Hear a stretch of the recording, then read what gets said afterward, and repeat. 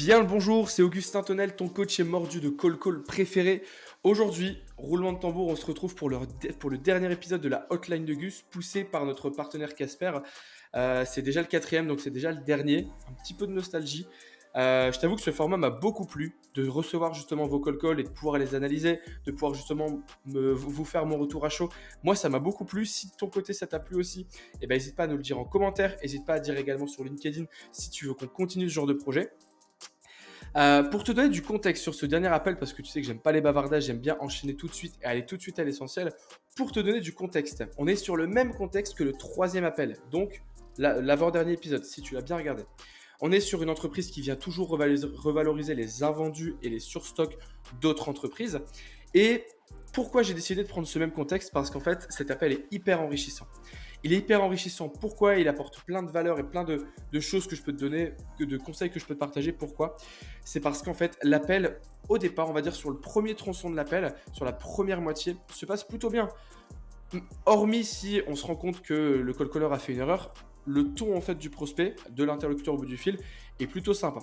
Mais en fait, à partir du moment où justement le call caller va accumuler les erreurs, là, l'appel va prendre une tournure qui va être différente et un peu plus musclée, un peu plus sauvage. J'en dis pas plus, je rentre dans l'appel. Comme d'habitude, je te fais mon retour à chaud. Oui, allô? Oui, bonjour. Oui. Oui, bonjour, je suis. Tu commences à me connaître, je suis pas fan des présentations. Là, ça fait oui, bonjour, je suis Augustin de Tartampion. En fait, je suis X de X, ça fait vraiment pas terne du commercial. On voit vraiment une étiquette de commercial sur votre front. Pardon? De l'équipe? Bon, alors là, on voit que même dans le ton du call caller, c'est pas accusateur, mais c'est un petit peu limite agacé. Le call caller doit être sympa, doit être jovial. Augustin, l'entreprise Tartampion. Augustin, l'entreprise, c'est pas en répétant la même chose et avec un ton encore plus agacé qui va justement accrocher votre prospect. Le but de votre accroche, c'est de capter l'attention de votre prospect dès les 10 premières secondes de l'appel. Et c'est pas en répétant une information que vous avez déjà transmise où votre prospect dit un pardon. Là, quand il a dit le un pardon, c'est pas parce qu'il ne t'a pas entendu, c'est parce qu'il a pas compris qui tu es et l'entreprise. Il ne te connaît pas en fait, tout simplement. Si vous voulez. Et là, le prospect et le call caller enchaînent tout de suite, il lui coupe la parole et il déblaye en fait sa proposition de valeur. Je me permets de vous appeler car j'ai vu que vous évoluez au poste de directeur régional. Alors là, on voit qu'il lit en fait son texte, on voit qu'il cherche ses infos. Je me permets de vous appeler car j'ai vu que vous évoluez au poste de directeur régional chez... Et en fait, automatiquement, ce genre d'hésitation, le prospect au téléphone, il le sent. On entend tout au téléphone, même les petites hésitations. Étant donné qu'il n'y a que l'audio, étant donné qu'il n'y a que la voix, automatiquement, les facultés cognitives de vos prospects sont plus concentrées sur ce que vous dites. Oui. Et je voulais échanger avec vous sur vos missions. Je voulais échanger avec vous sur vos missions.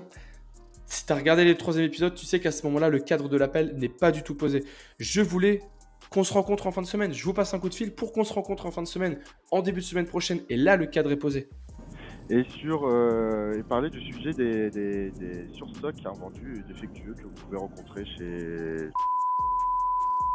Alors, j'ai parlé des sujets... C'est hésitant. Je vous appelais pour qu'on puisse se rencontrer en fin de semaine pour parler des invendus chez... Point. Et là, le cadre est posé tout de suite. Vous avez capté l'attention de votre prospect et votre prospect, c'est surtout pourquoi il vous appelez. Là, par contre, si vous hésitez et qu'en plus des invendus chez...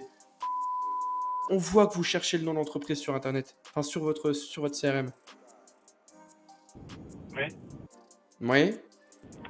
Et en fait, pour vous expliquer un peu qui nous sommes, nous on aide les entreprises à revaloriser. Et là, ça fait très je déroule ma presse pour vous expliquer qui nous sommes. Fondé en 1955. Et là, ça fait très je déroule ma presse, je te dégueule mes informations au bout du fil. Leurs invendus, leurs surstocks, en les donnant à des associations en échange de réduction d'impôts. Et je me suis dit que ça pouvait vous intéresser. J'ai déjà eu des contacts avec votre organisation. D'accord. Je parlais de CRM tout à l'heure. J'ai déjà eu des contacts avec votre organisation. Cette information-là, techniquement parlant, le call caller est censé l'avoir. Tu ne peux pas te pointer en call call, dérouler ta proposition de valeur et te dire que c'est un prospect qui t'est inconnu, qui a jamais entendu parler de toi et qu'il te réponde ah non mais j'ai déjà entendu. Enfin, on a déjà échangé. J'ai transmis le dossier J'ai transmis le dossier. à mon hiérarchique et je crois qu'il a eu des échanges à un plus haut niveau. J'ai pas eu de retour de sa part, donc je sais pas où ça en est.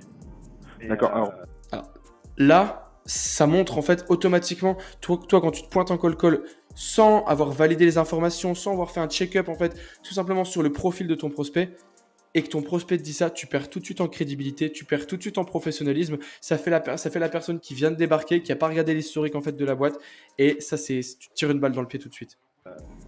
peut-être que je pourrais avoir le nom de votre hiérarchique pour que je puisse échanger directement sur le sujet. Alors, étant donné que lui est directeur régional, tu as tout intérêt que son supérieur hiérarchique, c'est le directeur national. Je pense pas que le directeur régional va bien accepter de te passer justement le numéro de son N+1, alors que c'est toi qui n'as pas fait ton taf de justement regarder dans le CRM s'il y avait des infos et s'il y avait déjà un historique. Surtout qu'en plus, quand tu demandes peut-être que je pourrais avoir le numéro, les coordonnées. Non. Ok, prends le risque de demander, même si de mon côté, je trouve que c'est une bonne idée. Si tu prends le risque de demander, fais-le de manière confiante. Très bien, dans ces cas-là, je dois m'entretenir à qui, s'il vous plaît, pour reprendre le dossier? C'est tout. il a déjà fait des démarches, donc j'ai pas eu de retour de sa part pour D'accord. l'instant. Mais, comme j'avais effectivement eu un contact avec votre structure et que je trouvais la démarche plutôt intéressante. Là, pour l'instant, l'interlocuteur reste gentil. J'avais trouvé la démarche intéressante. J'avais fait justement la transmission. Je lui avais transmis des éléments, je sais qu'il a eu des rendez-vous, mais je ne saurais pas vous dire où ça en est aujourd'hui. Mais par contre, je pense que vous pouvez peut-être vous renseigner en interne pour savoir s'il y a des contacts engagés avec de manière plus large et de manière nationale. Au national, c'est ça. Étant donné que lui, il est au régional, il te parle de son N+1, donc c'est le national, c'est pas compliqué. Et il te met le petit scud. Par contre, toi, de ton côté, regarde en interne. C'est pas à moi de te donner le nom et les coordonnées de mon supérieur, alors que je te dis que j'ai déjà transmis et que on a déjà fait des rendez-vous avec des membres de vos équipes. C'est à toi d'aller voir en interne. D'accord. Alors, est-ce que vous avez peut-être un contact vers qui je pourrais me rapprocher Et là, il pose exactement la même question. Ça fait l'impression qu'on n'a pas écouté en fait la réponse de l'interlocuteur. Donc à ce moment-là, on a fort à parier que l'interlocuteur va commencer à s'énerver un petit peu. Ah, mais vous n'avez pas compris, monsieur. Je vous ai dit de vous renseigner en interne chez vous, dans votre structure. Il y a quand même des. Ah, d'accord, ok, d'accord. Je pense, Ok. je pense pas que vous soyez 300. Moi, mon hiérarchique, il est extrêmement occupé, donc je ne peux pas vous transmettre ses coordonnées pour réitérer une démarche qui a déjà eu lieu. Je n'ai pas eu de retour, mais vous voyez en interne, s'il vous plaît, si Oui, bien sûr. s'est produit. Voilà, nous, on est un réseau d'indépendants, donc tous nos magasins sont indépendants et gérés par des franchisés. Donc de toute façon, c'est difficile d'avoir une approche globale sur un tel sujet puisque chaque entrepreneur de magasin est libre de ses décisions sur ces thématiques. Donc on peut amener une préconisation via un partenaire que vous seriez, mais on ne peut pas aller beaucoup plus loin. Donc je ne sais pas ce qu'il a décidé de faire, je n'ai pas eu l'occasion d'en reparler avec lui. Je préférais que vous regardiez en interne avec qui il avait eu des échanges pour savoir quels avaient été les retours. Je pense que c'est plus efficace en ce sens. Ok, d'accord. Bah, écoutez, merci du temps accordé. Merci, bonne je vous souhaite journée. une belle journée. Voilà, c'est totalement normal en fait la réaction là du prospect. Et pourquoi? C'est parce qu'en fait, il vous dit qu'il y a déjà des démarches qui ont été abouties. Il vous dit qu'il y a déjà des discussions qui ont été engagées, des rendez-vous qui ont été réalisés. Et vous appelez quand même en pensant que c'est un simple call-call.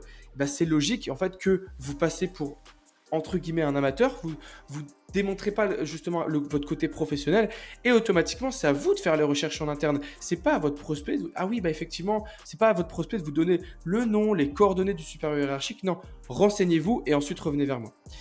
C'est la fin de cet épisode. Ce que tu dois retenir justement aujourd'hui, c'est que le CRM, le fichier Excel, le post-it sur le bureau, qu'importe, tout ça, ça sert, c'est pas du bullshit. Tout ça, ça sert vraiment à capter toutes les informations, à faire la passation entre toi et tes collaborateurs qui récoltent des informations.